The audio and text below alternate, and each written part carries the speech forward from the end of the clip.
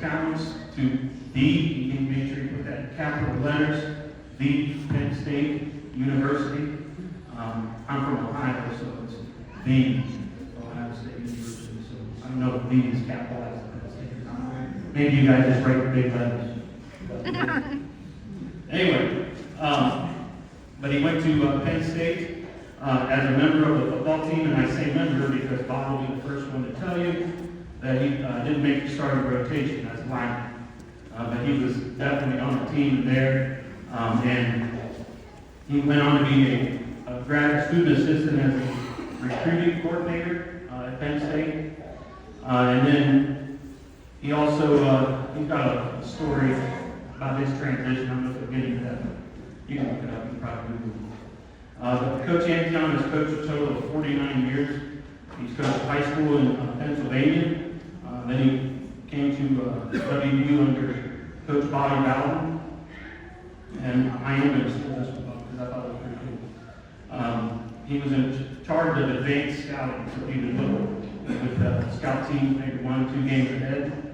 And his claim to fame is for stealing the signs of the pit during the backyard brawl in 1975 on one of his advanced scouting missions known as the Deal. So he stole their signs, and then you can Google that, and I actually Googled the whole story today.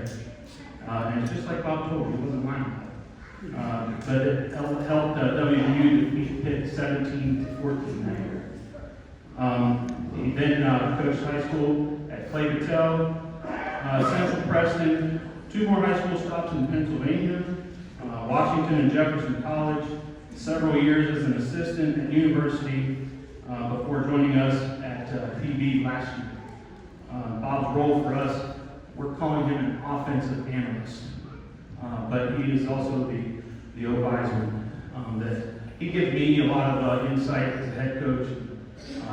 Tells me things that I need to look at, or, from an administrative type perspective, and gives me a lot of sound advice. And, I appreciate everything that he does for me, but also for all the coaches. He makes our Coach Foley probably appreciates his offensive I can't even say that. Analyzing maybe. And then he's not just strictly there. So we do Sunday evening conference calls, and Bob's usually one that chimes in first with all of his insights. And he still does old school, like 15-page handwritten scouting reports. When we went to Bluefield, I think he delivered. Went to go to Office Max and got them professionally copied and stapled and delivered to all of us. He draws his own diagrams and writes his own notes. It's pretty awesome to see. But he has 349 wins, 121 losses, 4 ties, 10 conference titles, 1 bowl victory, 9 state semifinal appearances, and 1 state title appearance. So that's Coach Antion, the professional. But Coach Antion, the man. Coach Antion has been married to his wife Patricia for 48 years. They have 3 children that are all very successful in their given careers. One of his children coached for Mr. Brandon Antion, was our principal last year. Coach Kelly retired from university. His dad, Coach Antion, said, I want to keep doing something. So we worked it out. And he came down and liked what we were doing and kind of hung around, didn't he? But he's also a member of the Messiah Choir in Pittsburgh with the something United Methodist Church. Calvary United Methodist Church. They do a big Christmas concert that Coach Antion just sung in Saturday evening. And it's a big deal. And he's definitely he's a man of many talents. And then he's also one tough son of a gun. I let some people know this, but I think it was after our first scrimmage of the year, second scrimmage of the year, Coach Antion let the coaching staff know that he was diagnosed with pancreatic cancer. With a pretty bleak look at diagnosis, but chose the wrong guy. And but anyway, he told the doctors that his chemo needed to be scheduled on Fridays because the side effects wouldn't hit until Saturday or Sunday. So they first said it Wednesdays. He said, no, can't do that. I got to be at the game. So he was getting, his pregame was getting chemo so that he could be in the box and be the eyes in the sky for us. So he's a pretty tough dude, and I appreciate everything he does, and I look forward to hearing you speak and to keep on keeping on. All right, so Coach Antion, welcome.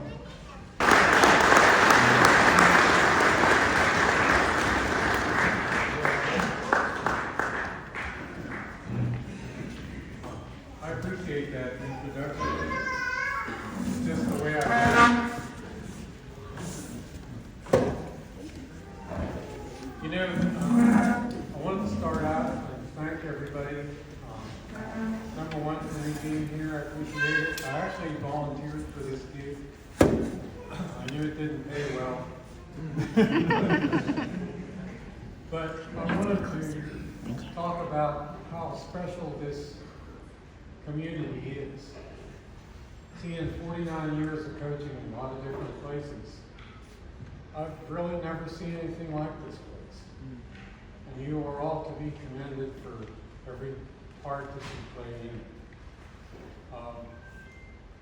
Especially last year with the tragedy of number 61. And I got to see the coaches, Nick, for the man that you are, and the rest of the coaches. It was something to behold. I've never seen anything like it. The way the community responded was just special. And I'm very honored to be a very small part of this going forward. Give yourself an applause because you are special.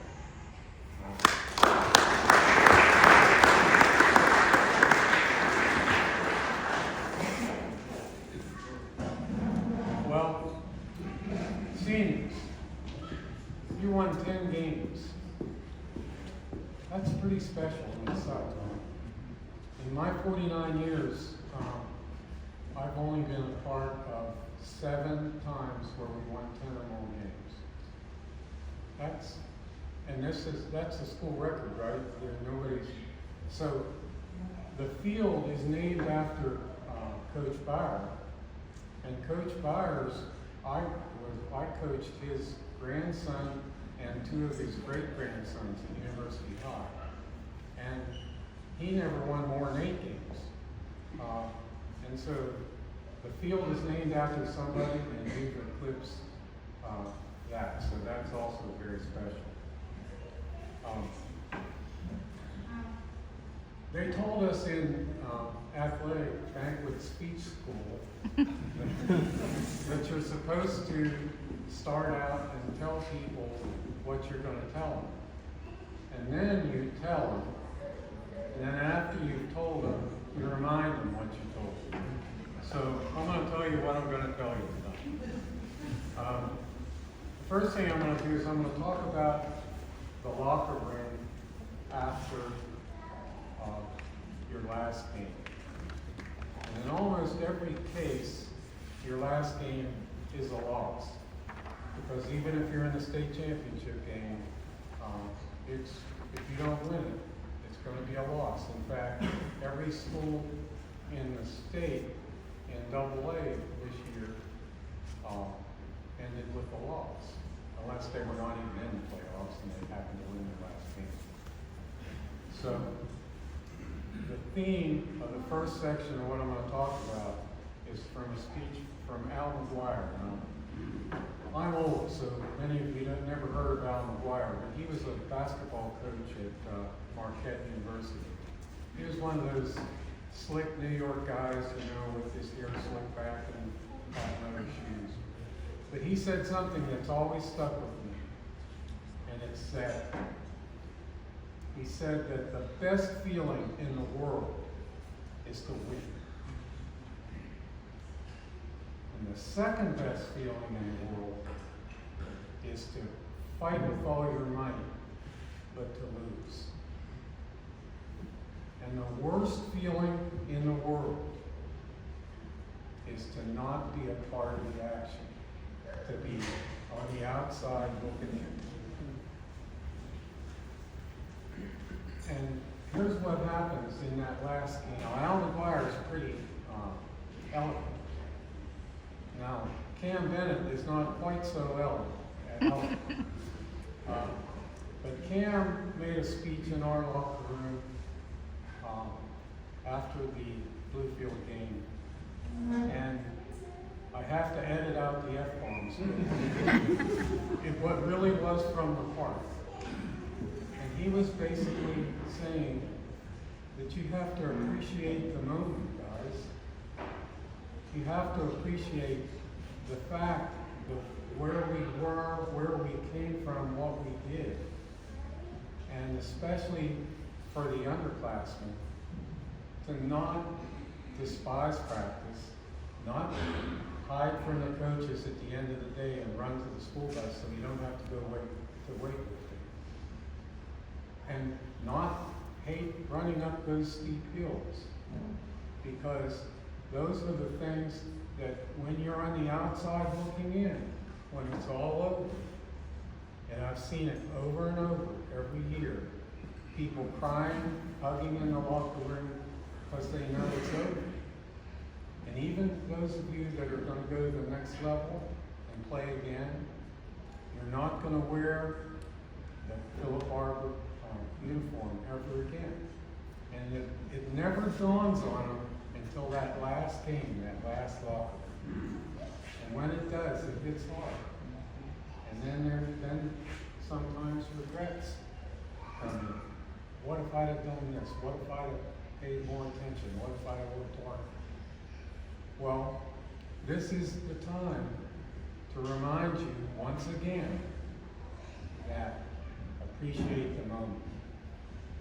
And I have my best friends were the people I shared those locker rooms with from high school. And you guys, no matter where you go, it's always going to be something that will stick with you. So Cam, you and Al McGuire got the same point across. I just hope our underclassmen listen, and I'll get to you later in the class. Before I forget, I do want to thank my wife, Patricia.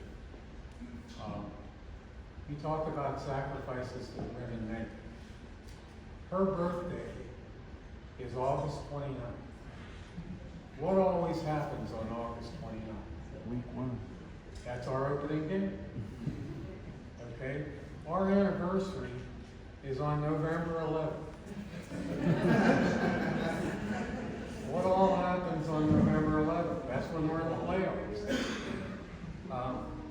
And she's put up with me. She's taken good care of me during my sickness. Give her a round.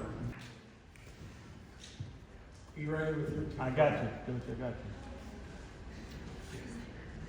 Now, Nick really impressed me from the very beginning. He's a man of faith, and especially in the first year with the tragedy that this community had. But he continued on. Last year, he gave us a sermon all off season long.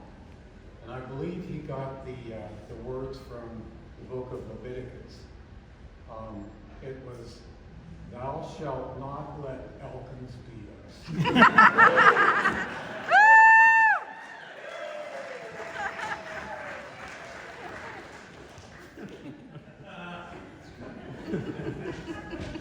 It's a true story. The second theme I'm going to go over when we get back to, I actually wrote out Christmas cards to all of you today. And many of you younger guys, I apologize, but I don't know you as well as the varsity people. And so, but my theme that you'll see in all of the Christmas cards when you get them is 10 wins is not enough. 10 wins is not enough. To win the state championship, it's possible to go 6-4 and be the 16th ranked team and go all the way through and win up to 10 wins. But usually, you're gonna have to win more than 10 to win the state championship. And isn't that what we're here for? So 10 wins is not enough, and then I just said, wait, and don't sneak to get into the school bus to go away and miss a point. In fact, assistant coaches, anybody that teaches in the building, you should have those people stationed at all the exits. That's the way I did it. All right, the second portion that I'm going to tell you about, what is an analyst? You know, an analyst is about the greatest job that you could have in coaching, because you have no actual responsibility that someone could put their finger on. In 30 years at University High and the last 2 years here, people say, well, what do you do? And I said, well, here's what I do.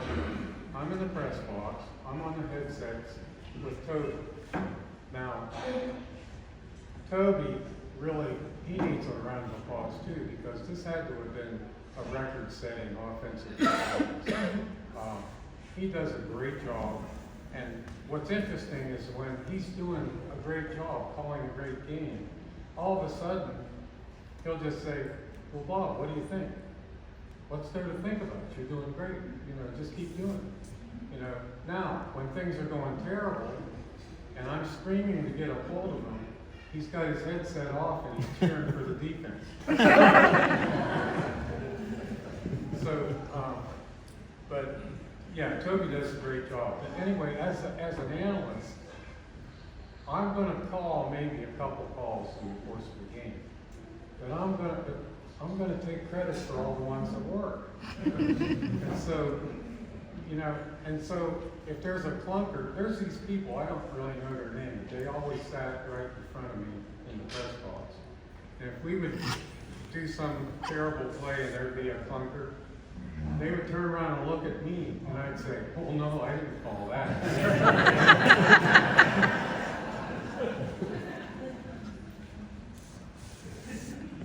But I'd also, now Miles is not here.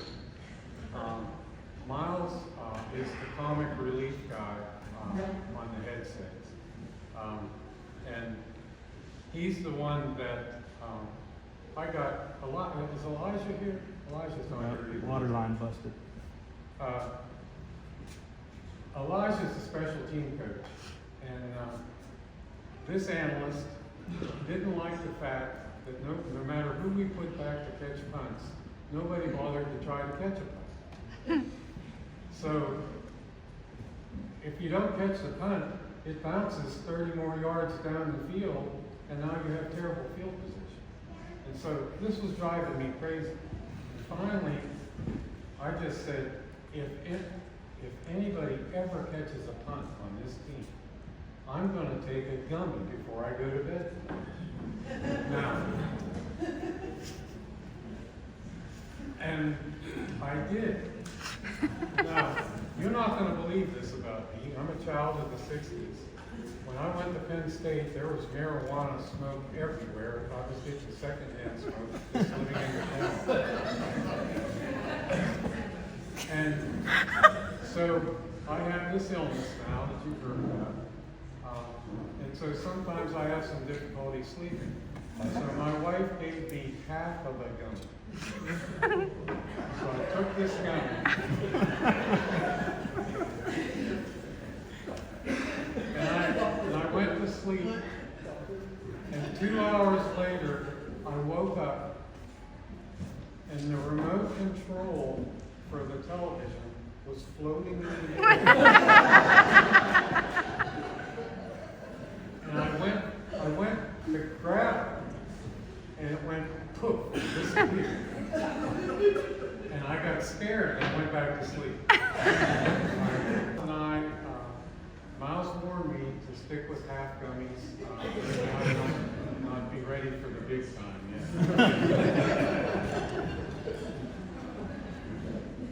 Oh, I talked to guys on the phone. Now, Gunner and CJ, they're kind of busy doing all the signals. They could work for the U.S. Navy sending the signals.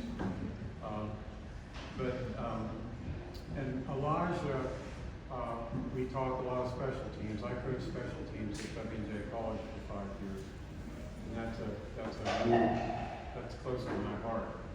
Now, I very rarely talk to Nick. I have to ask permission to talk to Nick.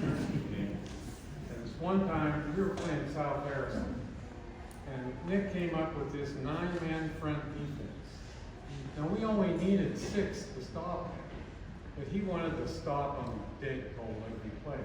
In the meantime, then he left our 2 defensive backs to cover 3 or 4 receivers when they decided to let the receivers out. So I said, could you put Nick on the phone, please? And so Nick said, well, what do you want? And I said, Nick, we only need an 8-man front to stop these guys. Why don't you put 3 defensive backs back, and maybe we can stop them if they ever decide to pass. And Nick politely told me to hang up and get in my lane over on the offense. So that's what an analyst basically does. Is over the weekend I do a lot of film study. I'm not going to do as much next year as I did this year. In fact, he talks about my 15-page scouting reports. I did 2 this year. 2, the most comprehensive reports where we knew everything the team was going to do before they did it. And it was 28 pages. It cost me like $200 to print all because I accidentally hit the color page. All right.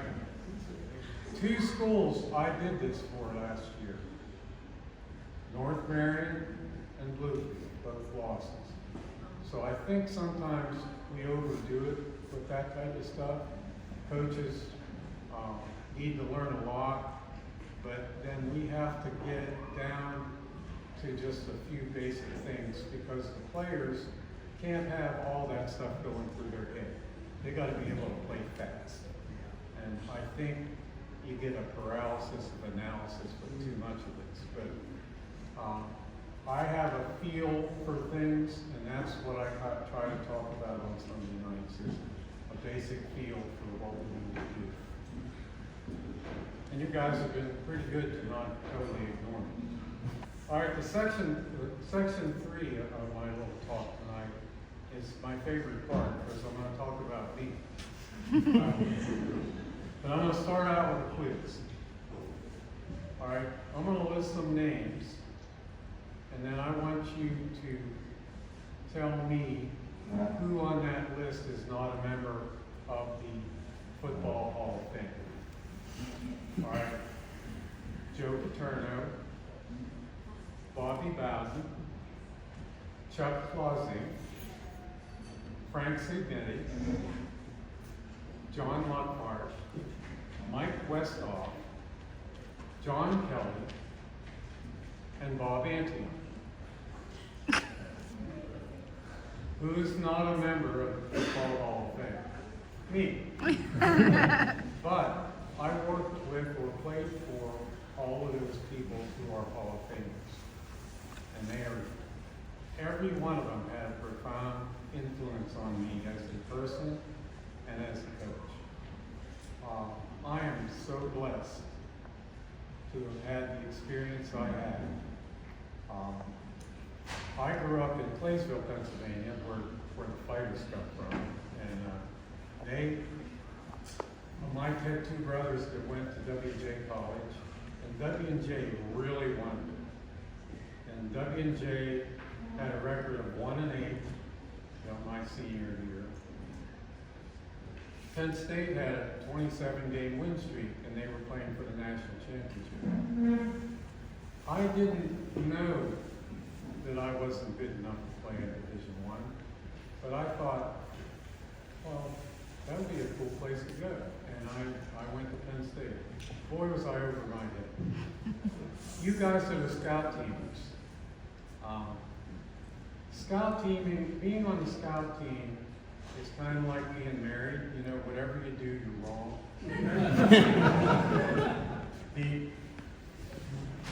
You're there, I was an offensive lineman.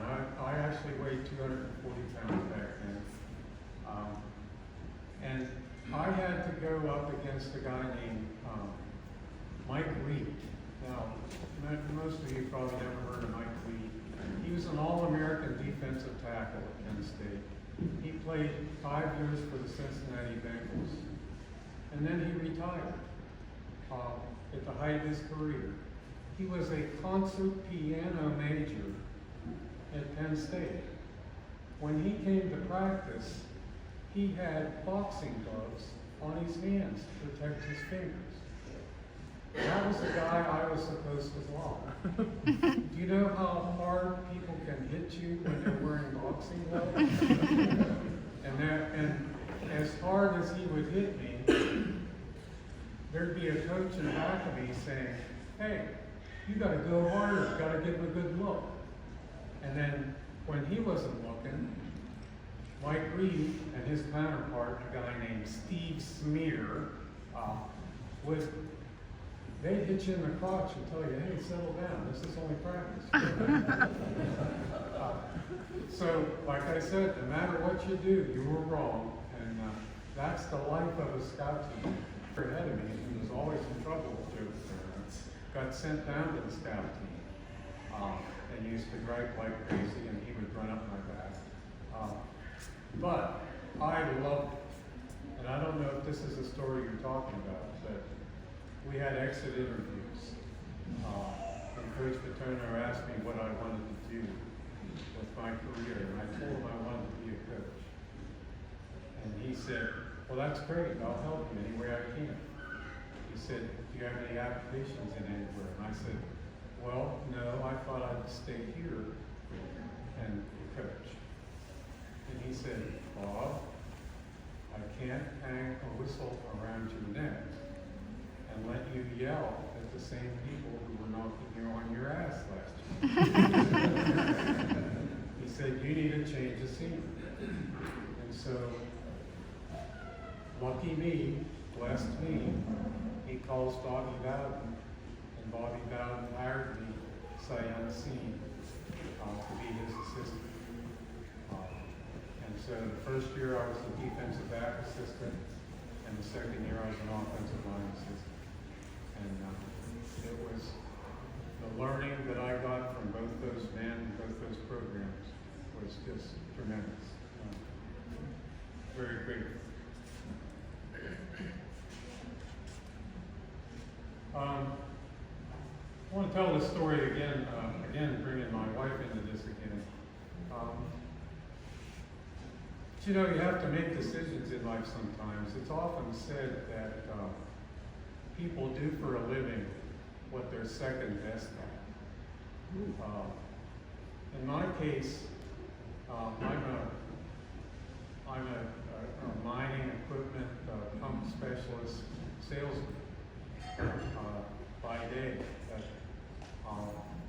But I was born to be a coach. I'm second best at being a salesman. I think I'm best at being a coach. But you have to make career decisions sometimes. And I had a young, beautiful family and had several opportunities to coach. University of Maryland offered me a job as a tight end coach for $20,000 a year.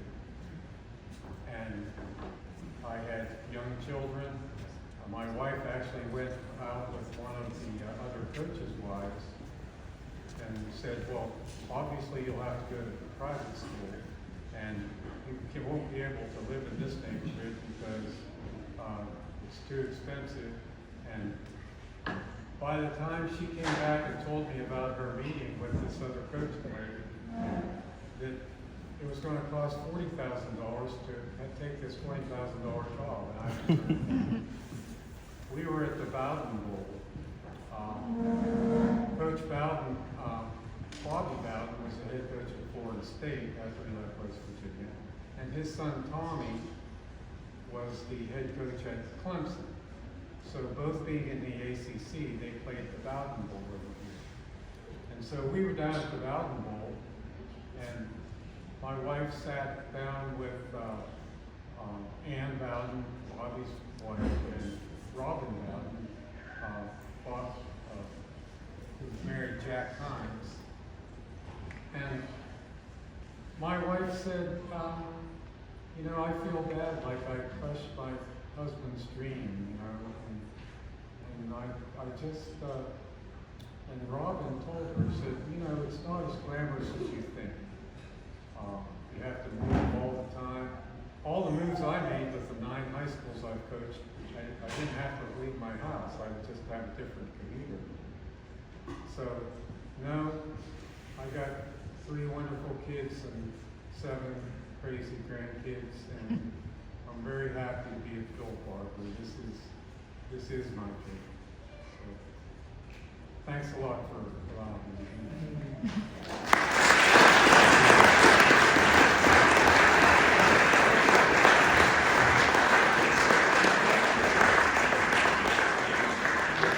I did about this gig is because these guys like some of my locker room stories. Unfortunately, I can't tell all of them, but I do have a couple I'm just going to share with you, a couple stories. I was the head coach at Jefferson Morgan High School in Greene County, Pennsylvania, and do we have any English teachers in the building here? Good. English teachers were always my nemesis as a head football coach. So, I'm walking through the hall. This English teacher comes up to me. She's like 4'10", 95 pounds with a high speaking voice. And she said, "Your football player is causing a commotion in my class the other day." And it's like, well, what am I supposed to do about it? I said, well, you know what? Your English student dropped the pass in the end zone Friday night.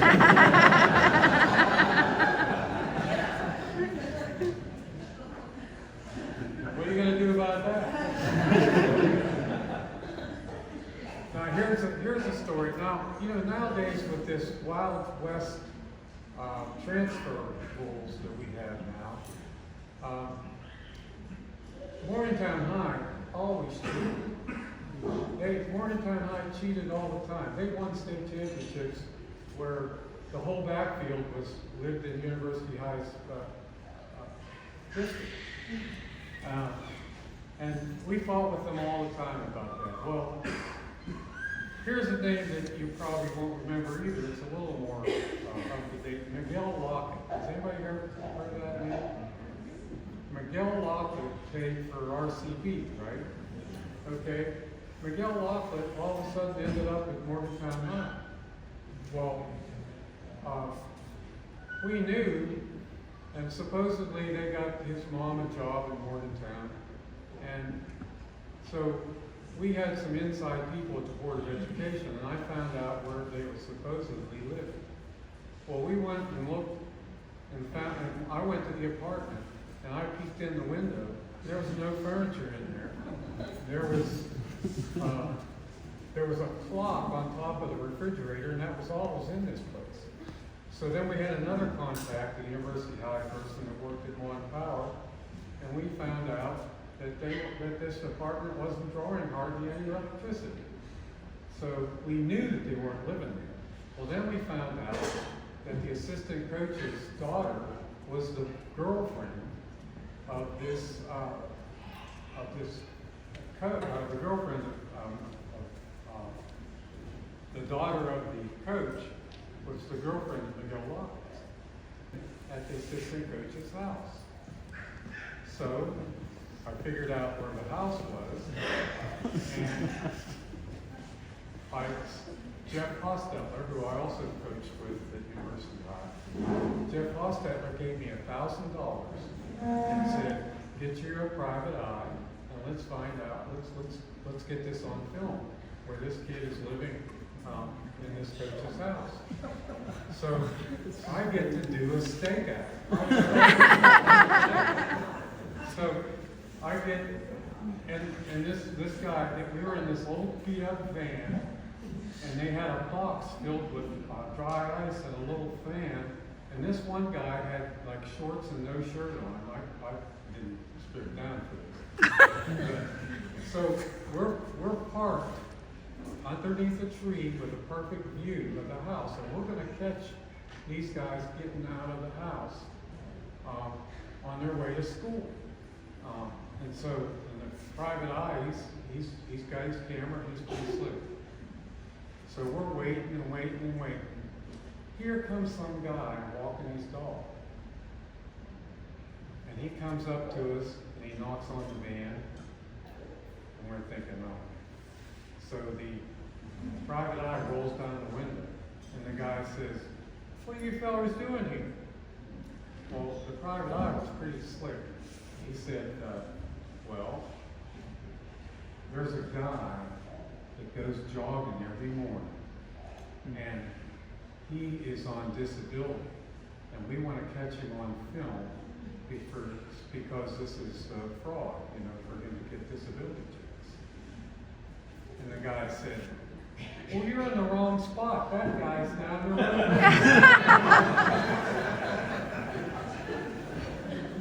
So we're thinking, oh man. So we turn around, we drive up the road, then we come back, and here comes the guy with the dog again. And he said, "I'm calling the cops on you guys." So we had 1,000 ducks down the drain. I will tell you about the deal. Coach Clausing was a great man. I love him. He played at Penn State for 2 years. Then he went to World War II. He came back and went to Slippery Rock. His first coaching job was at Braddock High School in western Pennsylvania. Braddock High School won 55 consecutive games and 6 WPIAL championships. He then went on to West Point and ended up as a defensive coordinator when I first met him at WVU. Coach Clausing was a Pittsburgh area guy, and he went to WTAE Channel 4, which is the KIT station, and he asked them if he could borrow an over-the-shoulder 16mm camera. And they said, "Why?" He said, "Well, we're having a family picnic." We went having a family picnic. Then he forged a sideline pass